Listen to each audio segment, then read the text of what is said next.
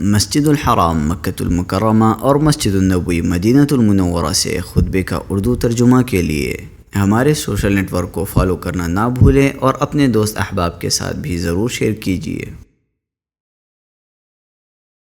خطبہ جمعہ مسجد النبوی، تاریخ 19 جمادی الثانی 1446 ہجری بمطابق 20 دسمبر 2024 عیسوی۔ موضوع: دوسروں کو نفع پہنچائے اور کامیابیاں سمیٹیں۔ خطیب فضیلۃ الشیخ عبد الباری الثبیتی حفظہ اللہ، ترجمہ عطاء اللہ بن عبد المجید۔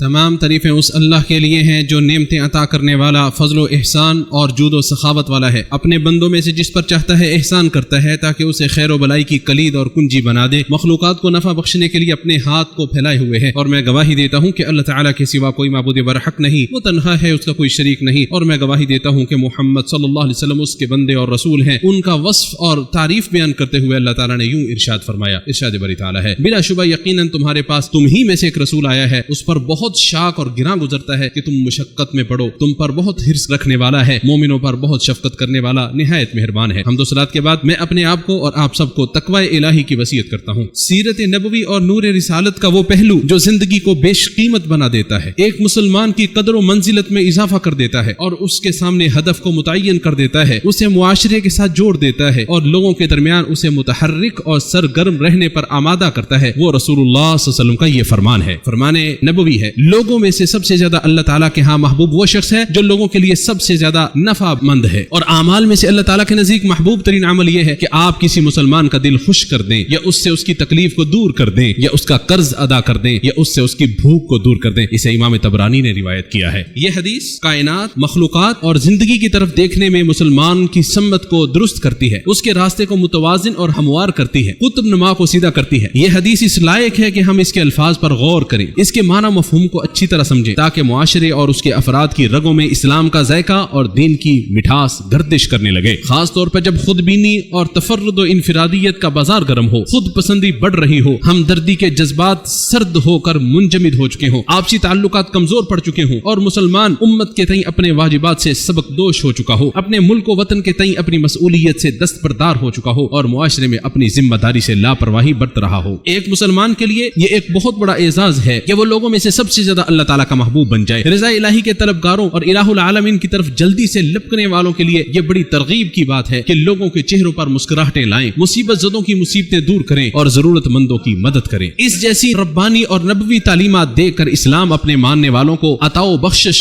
جود و سخاوت پر تربیت کر رہا ہے، معاشرے کے ہر فرد کو سخاوت اور خیر و بلائی کا سرچشمہ بناتا ہے۔ پھر جو اس راستے پر چل نکلتا ہے تو اس کی زندگی آسودہ اور اس کا سینہ کشادہ ہو جاتا ہے، اس پر برکات الہیہ کا نزول ہوتا ہے، اس لیے کہ نفع پہنچانا کامیابی کی کنجی اور دنیا و آخرت میں مقبولیت کا دروازہ ہے۔ نفع پہنچانے کے خواہاں شخص کو سب سے زیادہ جس چیز کی ضرورت ہے وہ ہے خلوص نیت، روشن عقل، خیر کے کاموں سے محبت اور اسے دوسروں تک پہنچانے کے لیے بلند ہمت و حوصلہ، اور اس شرف کا حقدار بننے کے لیے نہ کسی مال کی ضرورت ہے اور نہ ہی دولت کی ضرورت ہے۔ اور جان لیجئے کہ ہر وہ قول و عمل جو دوسروں کی دنیاوی و اخروی زندگی سنوارنے میں کردار ادا کرے وہ بھی متعدی منفعت میں شامل ہے۔ چنانچہ نفع پہنچانے کے طریقے کسی دائرے کے اندر محدود نہیں ہے اور نہ ہی ان کا میدان تنگ ہے، اور اگر تھوڑی دیر کے لیے ہم یہاں ٹھہر کر منصب نبوت سے متعلق سوچیں تو ہمیں یہ محسوس ہوگا کہ وہ بھی مخلوق کو نفع پہنچانے اور انہیں شرک کے اندھیروں سے نکال کر نور اسلام سے روشناس کرانے کے لیے ہی وضع کیا گیا ہے۔ سچی بات یہ ہے، انبیاء و سلف صالحین نے ہمارے لیے زندگانی منصوبوں کی عظیم داستانیں چھوڑی ہیں جن کے ساتھ انہوں نے اپنی زندگیوں کو معمور کیا ہوا تھا۔ چنانچہ ہر نبی نے اپنی قوم کو توحید الہی کی طرف دعوت دی اور ایسے روشن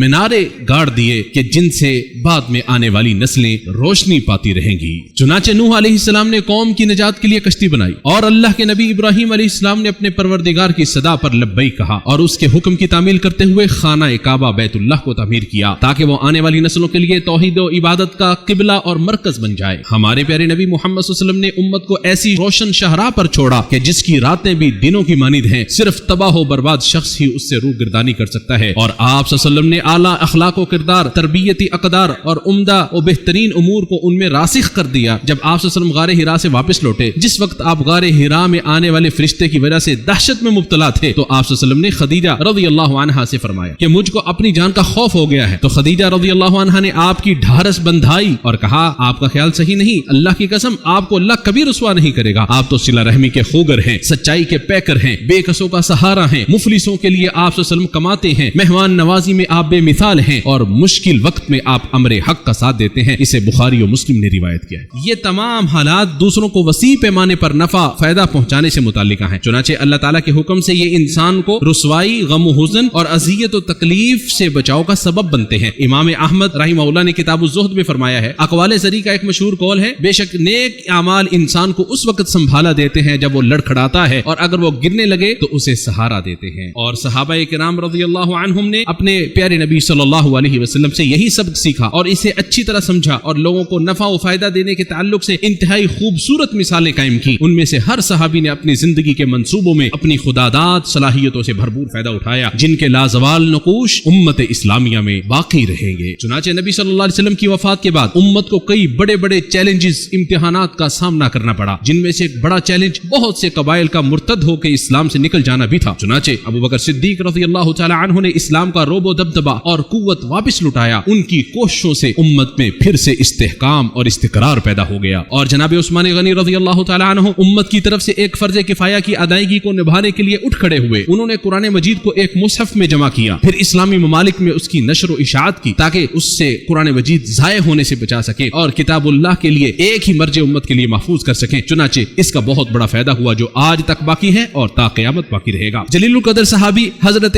عبد الرحمن بن عوف رضی اللہ عنہ کا شمار مالدار اور صاحب ثروت صحابہ کرام میں ہوتا ہے، اور سب سے زیادہ اللہ کے راستے میں مال بہانے والے تھے، حتیٰ کہ انہوں نے ایک بار ساز و سامان اور غلے اناج سے لدا ہوا پورا قافلہ ہی راہ الہی میں صدقہ کر دیا تھا۔ جب انہیں پتا چلا کہ مسلمان اس وقت ضرورت مند ہیں، تو اپنے مال و زر کو لوگوں کے فائدے کے لیے اور ان کی مشقت و پریشانی کو کم کرنے کے لیے انہوں نے نچھاور کر دیا۔ اور جلیل القدر صحابی مصعب بن عمیر رضی اللہ عنہ کو دیکھیے کہ نبی صلی اللہ علیہ وسلم نے ہجرت سے پہلے مدینہ کی جانب انہیں روانہ کیا تاکہ وہاں کے لوگوں کو اسلام کی تعلیم دیں۔ چنانچہ انہوں نے دعوت اور تعلیم کے میدان میں عظیم فائدہ پہنچایا۔ آپ صلی اللہ علیہ وسلم کی زوجہ محترمہ ام المؤمنین ام سلمہ رضی اللہ عنہا کی دانش مندی اور حکیمانہ مشورے دیکھیے کہ جو تاریخ اسلام کے اعصاب شکن حالات میں بہت مؤثر ثابت ہوئے۔ اور انس بن مالک رضی اللہ تعالی عنہ نے نبی صلی اللہ علیہ وسلم کی 10 سال خدمت کی، وہ زندگی بھر مسلمانوں کی نسلوں کو وہی تعلیم دیتے رہے جو انہوں نے رسول اللہ صلی اللہ علیہ وسلم سے حاصل کی۔ چنانچہ احادیث اور سیرت نبوی کو روایت کرنے میں اس کا بہت گہرا اثر پڑا اور بہت زیادہ فائدہ ہوا۔ امت کو فائدہ پہنچانے کے کئی طریقے اور مختلف شکلیں ہیں، کبھی اسلام کے پھیلاؤ اور اس کی اعلیٰ اقدار کے فروغ کے ذریعے، تو کبھی ضرورت مندوں کی مدد اور غریبوں مسکینوں کی امداد کے ذریعے، کبھی مساجد کی تعمیر کے ذریعے، تو کبھی حفظ القرآن کی کلاسوں کے قیام اور خیراتی اداروں میں معاونت کے ذریعے، نیز اپنے وطن کو فائدہ پہنچا کر بھی، جہاں اس نے پرورش پائی ہے، جس کی آغوش میں سانسیں لی ہیں، جس کے صاف شفاف چشموں سے سیراب ہوا ہے۔ تو چنانچہ انسان کو چاہیے کہ ملکی اداروں کی تعمیر میں حصہ لے، اس کی رفعت شان اور ترقی کے لیے کردار ادا کرے، اس کی سربلندی اور عروج کے لیے مصروف عمل رہے اور اس کے استحکام و یکجہتی کے لیے کوشاں رہے۔ ایسے لوگ بھی ہیں جو اپنی زندگی کا ایک ہی بڑا منصوبہ بنا لیتے ہیں جو انسانیت کی بھلائی کا ذریعہ بنتا ہے، جس کا نصب العین وقتی اور مکانی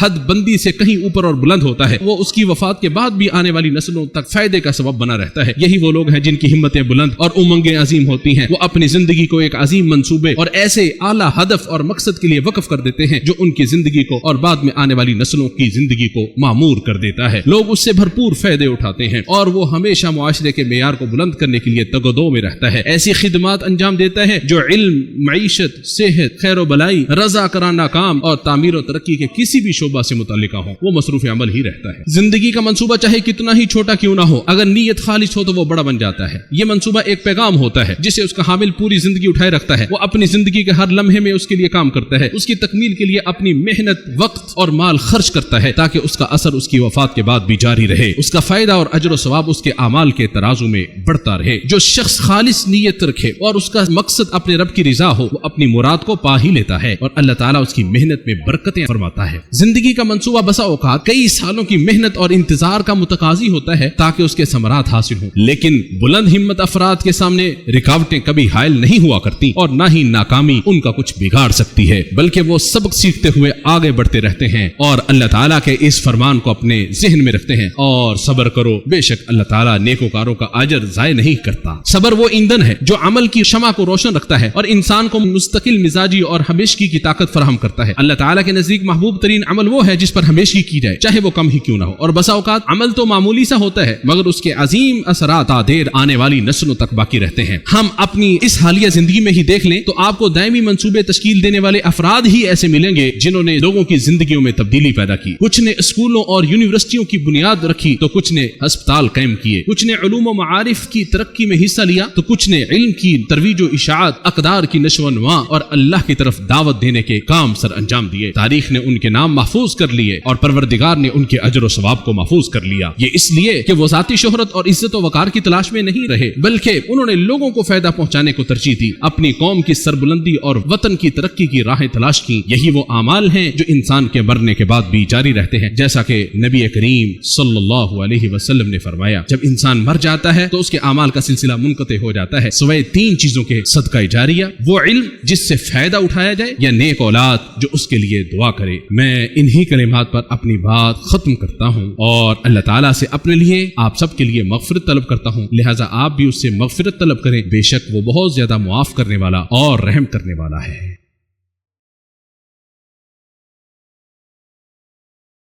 تمام تعریفیں اس اللہ کے لیے ہیں جس نے ہمیں عدم سے پیدا کیا اور اپنے بندوں کو بے شمار نعمتیں عطا کی، اور میں گواہی دیتا ہوں کہ اللہ تعالیٰ کے سوا کوئی معبود برحق نہیں، وہ اکیلا ہے، اس کا کوئی شریک نہیں، جس نے قلم کے ذریعے سکھایا، اور میں گواہی دیتا ہوں کہ ہمارے سردار و نبی محمد صلی اللہ علیہ وسلم اللہ کے بندے اور رسول ہیں جنہوں نے ہمیں عاجزی، کاہلی اور بڑھاپے سے پناہ مانگنے کی تعلیم دی۔ اللہ تعالیٰ ان پر، ان کی آل اور صحابہ کرام پر رحمتوں کا نزول فرمائے جو اعلیٰ رتبے اور اوج کمال پر فائز تھے۔ حمد و صلات کے بعد میں اپنے آپ کو اور آپ سب کو اللہ تعالیٰ سے ڈرنے کی وصیت کرتا ہوں۔ اس دور میں جہاں حوادث و واقعات تیزی سے پیش آ رہے ہیں اور مفادات باہم الجھتے اور پیچیدہ ہوتے ہیں، تو یہ احساس ہوتا ہے کہ ہمیں ان عظیم مضامین کو پھر سے تازہ کرنے کی کتنی اشد ضرورت ہے جو معاشرے کو ترقی فراہم کر سکیں اور ایسی پیش قدمی کی بنیاد رکھیں جو وطن کو بلند کر دے اور امت کی قوت کو مزید پختہ و مضبوط کر دے۔ آج امت کو ہر کار آمد کوشش اور ایسے منصوبے کی ضرورت ہے جو آنے والی نسلوں کے لیے خیر و بھلائی کا باعث بنے، جیسا کہ اللہ تعالیٰ کا فرمان ہے، اور جو نیکی بھی تم اپنی جانوں کے لیے آگے بھیجو گے اسے اللہ کے ہاں پاؤ گے کہ وہ بہتر اور ثواب میں کہیں بڑی ہے۔ اللہ کے بندو، درود و سلام بھیجو رسول ہادی صلی اللہ علیہ وسلم پر، کیونکہ اللہ تعالیٰ نے اس بات کا تمہیں حکم دیا ہے۔ بے شک اللہ اور اس کے فرشتے نبی صلی اللہ علیہ وسلم پر درود بھیجتے ہیں۔ اے لوگو جو ایمان لائے ہو ان پر درود بھیجو اور خوب سلام بھیجتے رہا کرو۔ اے اللہ محمد صلی اللہ علیہ وسلم اور آل محمد صلی اللہ علیہ وسلم پر رحمت نازل فرما، اور آپ کے ساتھیوں پر۔ اے اللہ تو خلفائے راشدین، ہدایت یافتہ اماموں ابو بکر، عمر، عثمان و علی اور تمام صحابہ کرام اور ان کے آل و اصحاب سب سے راضی ہو جا، ان کے ساتھ ساتھ اپنے عفو و درگزر سے ہم سے بھی راضی ہو جا۔ اے اللہ اسلام اور مسلمانوں کو غلبہ عطا فرما، اے اللہ اسلام اور مسلمانوں کو غلبہ عطا فرما، کفر اور اہل کفر کو ذلیل و رسوا فرما، اس ملک اور تمام مسلم ممالک کو امن و امان کا گہوارہ بنا۔ اے اللہ ہم تجھ سے جنت کا سوال کرتے ہیں اور ہر ایسے قول و فعل کی توفیق کا سوال کرتے ہیں جو ہمیں جنت سے قریب کر دے۔ یا اللہ ہم جہنم کی آگ سے تیری پناہ چاہتے ہیں اور ہر ایسے قول و فعل سے بھی جو ہمیں جہنم کے قریب کر دے۔ اے اللہ ہم تجھ سے ہر بھلائی کا سوال کرتے ہیں، خواہ وہ جلدی ملنے والی ہے یا دیر سے، اسے ہم جانتے ہیں یا نہیں جانتے، اور ہر اس برائی سے تیری پناہ مانگتے ہیں جو جلدی آنے والی ہے یا دیر سے، اسے ہم جانتے ہیں یا نہیں جانتے۔ اے ہمارے پروردگار ہماری مدد فرما، ہمارے خلاف کسی کی مدد نہ کرنا۔ اے پروردگار اہل فلسطین پر جو مصیبت آئی ہے اور تکلیف آئی ہے وہ تو جانتا ہے، اسے دور کرنے پر تو قادر ہے۔ اے ہمارے پروردگار ان کی مصیبت اور تکلیف کو دور فرما۔ وہ ننگے پاؤں ہیں تو انہیں پہننے کا سامان مہیا فرما، وہ بھوکے ہیں تو انہیں کھانا عطا فرما، وہ ننگے بدن ہیں تو انہیں لباس مہیا فرما، وہ مظلوم ہیں انہیں فتح یاب فرما۔ اے اللہ تو اپنے اور ان کے دشمن ظالم صہیونی یہودیوں کے خلاف ان کی مدد فرما۔ اے اللہ تو ہی معبود برحق ہے، تیرے علاوہ کوئی معبود برحق نہیں۔ اے اللہ تو غنی ہے اور تو بے پرواہ ہے اور ہم فقیر و لاچار ہیں، ہمارے اوپر